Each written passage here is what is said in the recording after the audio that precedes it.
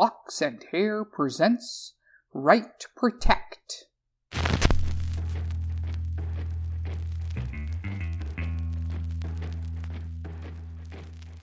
How does a band fall apart? We've seen it time and again. You've got the dedicated teens sweating it out in their basements and garages, trying to find their sound, not booking gigs, and finally getting so frustrated at each other they have one big meltdown and that's it. Or the college guys who peel off one by one to get real jobs, leaving the lonely bass player all by himself. But what about the big names? How many times have the Eagles broken up? Or Fleetwood Mac? And that's after success. That can be just as much of a band killer as failure. Then there's the unlucky. A trio is stronger than a duo, just like 3 legs on a stool are better than 2. A triangle, more stable than a line. For a fair fight, you need a referee. But how does a band composed of 3 people survive when one of them is gone? Not that they leave the group, but disappear from the face of the earth. This is what we're going to talk about tonight. This is Right to Protect. Episode 3, Last Trip to Clarksdale.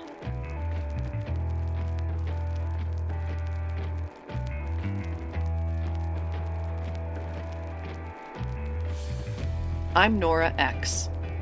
That's what I've decided to call myself. As a DJ name, it's no Wolfman Jack, but it gives me a modicum of protection and just a pinch of cool. Hopefully, I've got you hooked with that intro, but I'm going to diverge a bit before we get into the main story. I got a letter. Not an email, mind you, but an in-the-mail letter, and it was addressed to me and the show. Now, I'm no spy, but I've taken some pains to conceal my identity for various reasons. But this showed up at my house. I was hoping to play you some music this week, a couple of tracks from the band in question, but that's not going to happen, because this letter is from a law firm. It says I am not to reveal which law firm, just as they won't reveal the name of their client. The letter is very formal, legal, and a bit hostile. It's somewhere between a cease and desist and a copyright infringement notice. It says that since I don't own the copyrights to the music contained in these tapes, I am not allowed to play them. But as far as I can tell, neither the bands, nor the songs, nor the journalist who compiled them ever existed. I don't know how someone would file a copyright notice on something that the world says has never existed. That seems like the textbook definition of a legal gray area. I will comply with Dewey, Cheatham, and Howe for the moment. I'm having my friend, who is a paralegal, look it over so I can get an idea of what I'm dealing with. So now, let's transition from one mystery to another. The band's name is A Pair of Docs. I'm going to say that again. They are a pair of docs. God, I love that. Wordplay in a band name. Love it. I miss that. Like Toad the Wet Sprocket, which comes from a Python sketch, or Thompson Twins, another new wave trio, one whose name comes from Tintin. Keep your spoon and train and creed. I'll take Echo and the Bunnymen for the win. Sorry, I digressed there. A Pair of Docs, a trio composed of Morgan Brooks on drums, Brenda Castaneda on lead guitar, and on keyboard, the frontman and sole songwriter, Anton Wallace. The summer of 1982, their single, One of the Other Ones, was all over the radio and would end up by topping the charts. The song is about being passed over by your crush for someone better looking, or smarter, or more whatever. But the tune is super danceable. Anton had a way with making sad things seem cheery, or at least survivable. They even had a video. I haven't seen it, no video in the crate, only audio, but apparently it was pretty good. They taped one of their gigs and then they got some artist friends to animate over the top of the footage. It sounds like a punk rock Roger Rabbit thing. If anyone has a copy of it, send me the link. It's June of 1982. The Falklands War is raging across the pond, but no one in America is paying any attention because they're all in line to see E.T., the extraterrestrial. As Morgan, Brenda, and Anton are on their small tour, they're likely listening to Ebony and Ivory or the Chariots of Fire theme on the radio. Ugh. But they might hear Don't You Want Me or I Love Rock and Roll. Yeah. When I say tour, I don't mean that they had giant bus or a trail of semis. This was a club tour, and it was done on the cheap. Their tour bus was likely a passenger van, the semis with their gear, a panel van, likely rented. They might have had a roadie.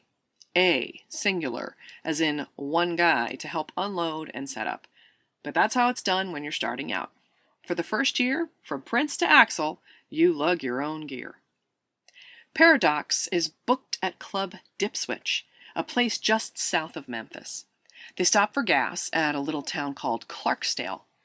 Everyone disembarked, shopped the vending machine, stretched their legs.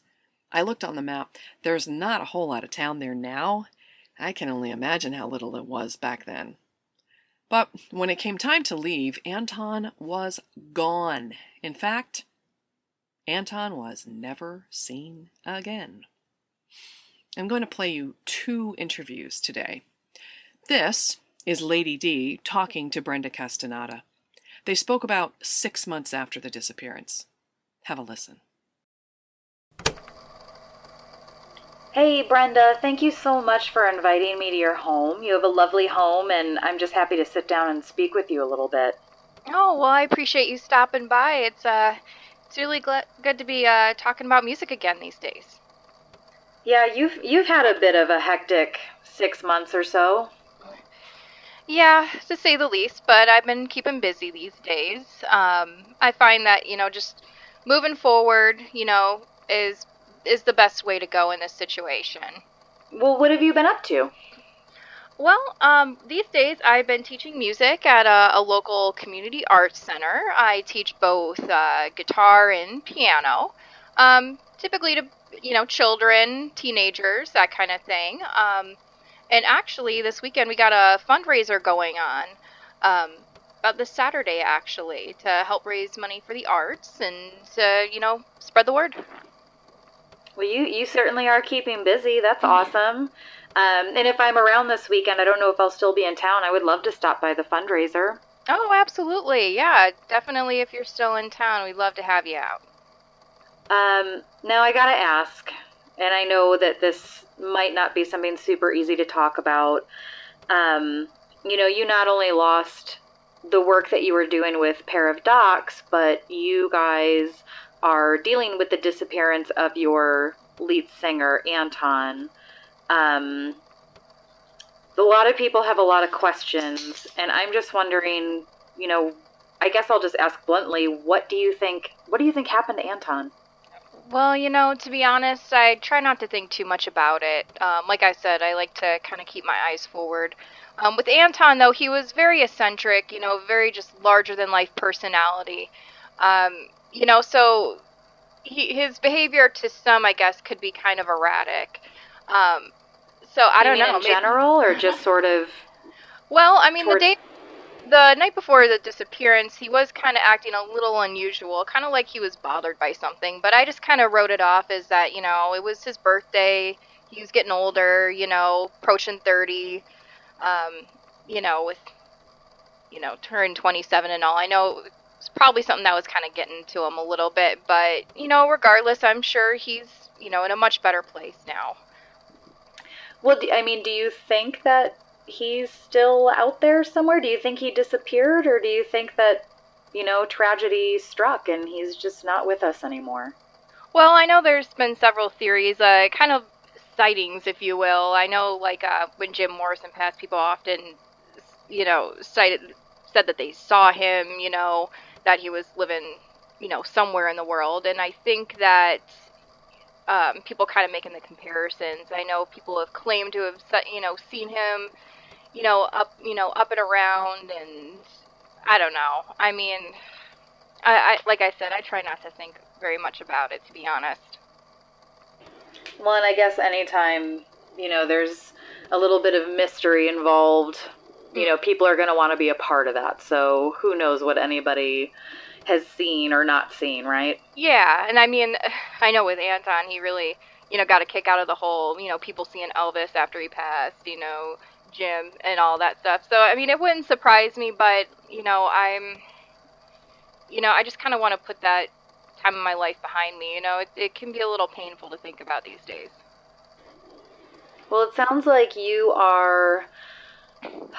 feel pretty good talking about him. I know this can be a really sensitive subject, even with the fans. There's a lot of fans that are just so upset that they can't begin to make sense of what's going on. And you were pretty close with, you know, the guys in your band. So it's great to hear that, you know, that you are in such a good place and you're working and you're doing all these amazing things for your community.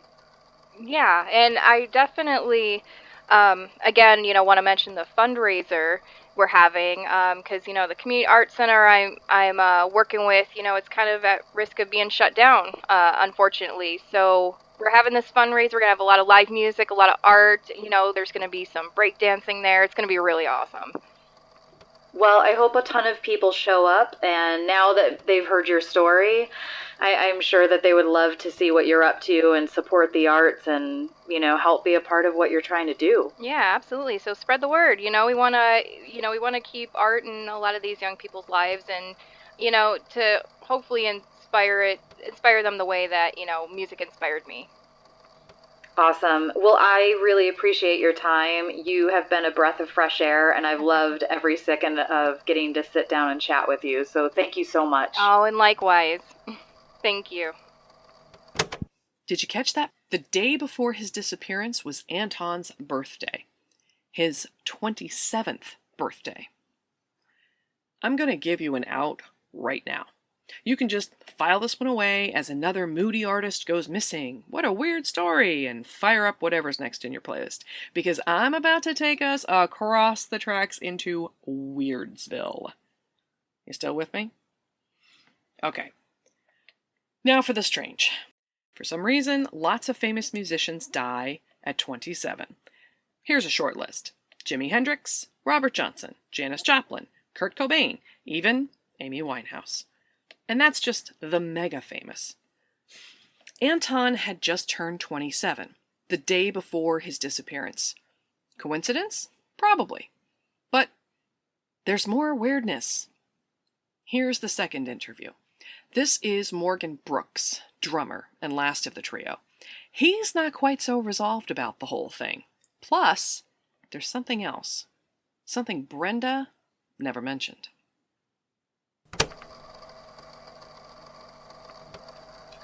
Okay. Morgan, thank you so much for taking some time to speak with me. I know it's been kind of a crazy 6 months or so in your world. Yeah. It's been a little hectic, but I mean, things just happened the way they happened. What have you been up to? I mean, obviously Pair of Docs is no longer. Are you working? Are you doing anything to pass the time and try and heal and move on? Well, I've had to take quite a few odd jobs. I was hoping that this whole, the band thing would happen. I mean, we had a good thing going. It was panning out. It was great. I wish people could have heard our stuff. I mean, I'm stuck doing these lame jobs. Like I'm a janitor at an adult place, so I kind of gotten suckered. Yeah. But so I've tried to get back into band playing, but nah, it's just a series of odd jobs now. Well, I hope that you do find some ways to keep busy. You're incredible. I loved watching you the few times that I got to see you play. Now, you guys, I talked to Brenda recently as well, and she was telling me that you guys played at Club Dip Switch just outside of Memphis. And that was the last time that anybody saw you guys play. She either didn't have a lot of information or a lot of opinions, or maybe she just wasn't letting herself think about it. What happened, man? I don't know, but if you know where he is, he owes me $20. He asked me, hey, can I get $20? And then I didn't see him. I'm like, this son of a... I don't know where he went. He was just gone. So you think he might still be around somewhere? He could be. He was a little weird, a little eccentric, you would say, but... Did anything else weird happen to anyone that was there that night, or just Anton, really? It's wild. I know a lot of people think it's crazy, but this crazy-looking woman walked in. It was funny. She asked... Like a girlfriend, hey, or like a groupie? It's like a groupie. She looked weird. I wasn't digging it. But, Anton, he's got his ways. She asked everybody, like, hey, what do you want? And everything like that. She was like, I'm fine. Like she was granting wishes. Yeah, like she was granting wishes. I didn't take it seriously. She asked what we wanted. Brenda said, she doesn't want anything. She likes, she does her own thing, creating stuff and her art or whatever the hell she does. Me, I was like, hey, I'll take a cheeseburger. Granted, it was the best.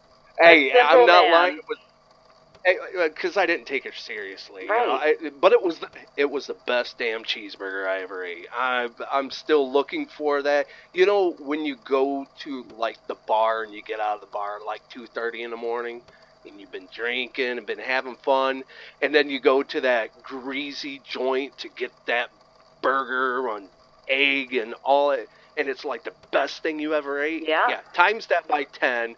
That's what I got. Well, that does sound like the best cheeseburger in all of existence. Now, Did you hear her talking to Anton at all? Or you just know she was there and he was there, obviously? Or, did you hear any of that? She was there. I thought she worked there. That's why I asked for the cheeseburger. He said something like, hey, my greatest wish, and started whispering stuff. But, I didn't think nothing of it. I got my cheeseburger. He asked for something, then he disappears, and he's 27. I've heard stories. I've been around, So he didn't leave with you guys that night, or did he? And then maybe in the morning he was gone? I don't really understand how that went down. Yeah, he left. I don't know anybody that's ever talked to him. No phone calls. His clothes was still in the van, but that was about it. Well, I would love to hear more about this. I think that, if we record all of this, maybe there's some things that you wouldn't tell me. So maybe we should take this conversation offline, and after talking to you just for these few minutes, I could really go for a cheeseburger. Would you like to join me? It won't be as good as the one I had, darling, but we're sure to find something. We can try. Exactly. Awesome. Can we talk a little bit more about the Dark Lady, too, while we're out eating? The Dark Lady. Who was she? What happened to her? Earlier, when I was talking about the 27 Club, I mentioned Robert Johnson. You might not have heard of him. He did die in 1938 at the ripe old age of 27.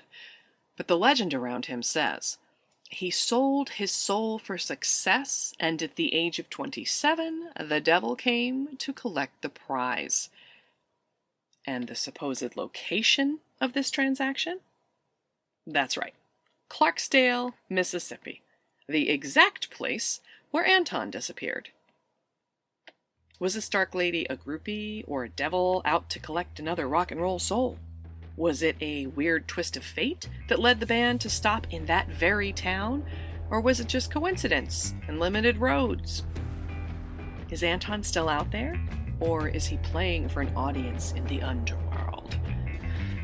Who can say? As ever, I can't prove any of this is real. Another quirk of fate, or strange truths long buried. I'll keep digging if you keep listening.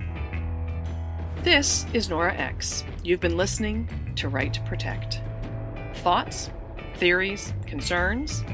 You can email me at rightprotectpodcast@gmail.com. Post a review up on iTunes if you're so inclined.